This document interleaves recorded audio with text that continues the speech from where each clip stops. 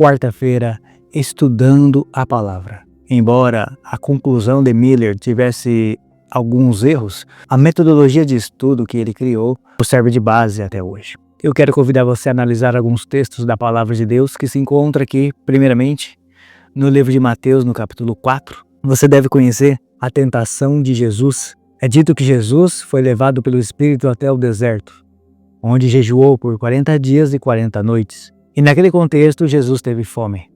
Então, lhe apareceu o enganador.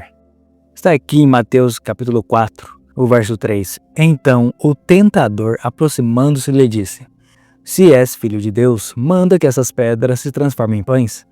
Jesus, porém, respondeu: Está escrito, não só de pão viverá o homem, mas de toda palavra que procede da boca de Deus. A resposta de Jesus foi usar a Bíblia, a palavra de Deus, as Escrituras, para responder a Satanás. Jesus citou o livro de Deuteronômio no capítulo 8, verso 3.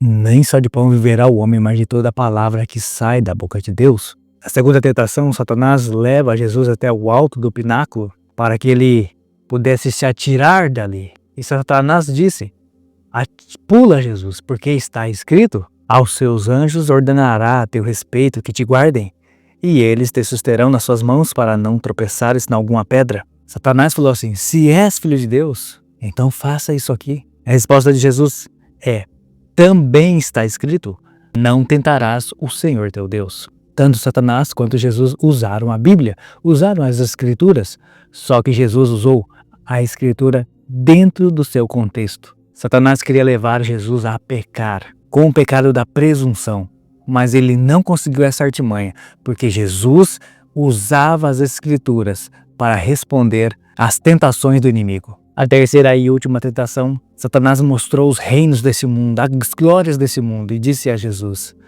tudo isso lhe darei, se prostrado me adorares. Jesus respondeu, e aqui na Bíblia diz: retira-te, Satanás, porque está escrito: ao Senhor teu Deus adorarás e somente a eles darás culto. Isso está em Deuteronômio capítulo 6, verso 13 e Deuteronômio capítulo 10, verso 20. Veja, Jesus usava as Escrituras para responder às tentações do inimigo.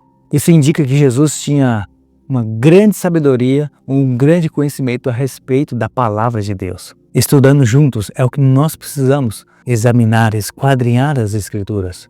João capítulo 5, verso 39, falando aos fariseus, Jesus disse: vocês examinam as Escrituras porque julgam ter nelas a vida eterna, e são elas mesmas que testificam de mim. A Escritura testifica de Jesus, é o personagem central da palavra de Deus.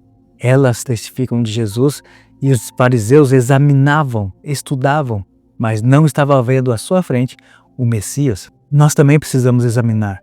Nós precisamos também entender, compreender.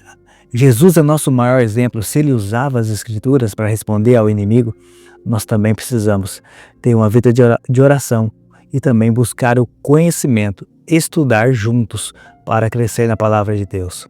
Além disso, a gente vê passagens como Lucas 24, Jesus ensinando aos discípulos o que tinha sobre ele no Velho Testamento, como as Escrituras apontavam para o seu ministério. Jesus mostrou nos Salmos, na lei e nos profetas. Jesus mostrou aos seus apóstolos o que constava nas Escrituras sobre o próprio Jesus e o seu ministério. Paulo também falou sobre as Escrituras em 2 Timóteo capítulo 3, versos 16 e 17. Eu vou abrir aqui na minha Bíblia. Está escrito assim, primeiro no versículo 14, falando para Timóteo, Paulo diz: tu, porém, permanece naquilo que aprendeste e de que foste inteirado, sabendo de quem o aprendeste, e que desde a infância sabe as sagradas letras, que podem tornar-te sábio para a salvação pela fé em Cristo Jesus. Toda a Escritura é inspirada por Deus, é útil para o ensino, para a repreensão, para a correção, para a educação na justiça, a fim de que o homem de Deus seja perfeito e perfeitamente habilitado para toda boa obra. Toda a Escritura é inspirada por Deus. Nós devemos ter um estudo sistemático das Escrituras, inclusive das profecias. Assim como Jesus tinha conhecimento da palavra de Deus, nós também precisamos ter o mesmo conhecimento. E vos digo aqui algumas dicas de como estudar a palavra de Deus.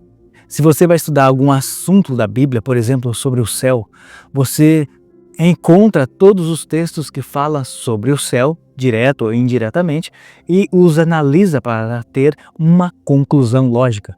Os textos que são mais fáceis ou mais claros devem ser usados como base, e os mais difíceis de interpretar e entender devem ser entendidos sob a luz daqueles que são mais fáceis, seguindo regras, um pouquinho aqui, um pouquinho ali nas escrituras. Você vai em Gênesis, vai em Apocalipse, vai em Isaías, vai em Jeremias, vai em João, e aí você chega a uma conclusão a respeito do céu ou qualquer outro tema. E o mais importante, vá sempre à Bíblia, estudá-la sob oração e pedindo a influência do Espírito Santo, sempre com espírito de humildade, buscando saber qual é a perfeita e agradável vontade de Deus.